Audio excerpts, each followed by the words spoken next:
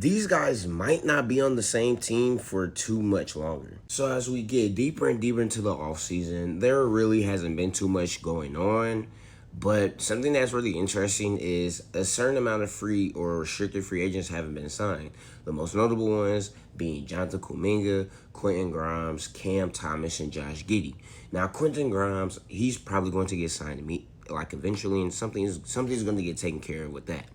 But Josh Giddey, Cam Thomas, and Jonathan Kuminga are all interesting because going into this offseason, it was like not a guarantee, but more than likely by this point, everybody was expecting them to either have a new deal, either on their team or on a new team, because Josh Giddey was reported to be getting like $30 million. Cam Thomas was reported to get around the same. Jonathan Kuminga, despite him having problems in Golden State, he was eventually going to get his bread from them too. But as we've entered, we're almost in August. Like, August is next week. Bro, none of them have gotten any extensions. And actually, Cam Thomas just got offered like $14 million for like 2 years because the Nets don't see him as a long-term piece. Now, I don't blame the Nets for that.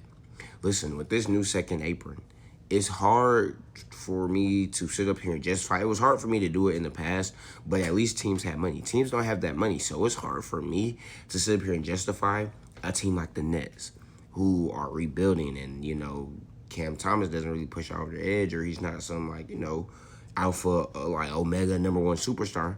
So why would you pay him like he is one? You don't have the money, and he's not, respectfully, he's not worth all of that money. Same thing with Josh Giddey.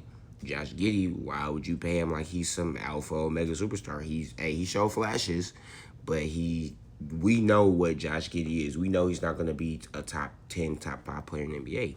Jonathan Kuminga, he's more of a mystery, but with his history with the Warriors aren't going to give him all that money.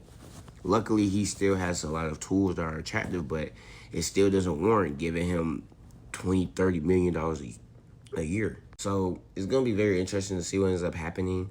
Cam Thomas might sign the deal because there aren't any other options for him right now, and just continue on with the Nets and then just enter free agency.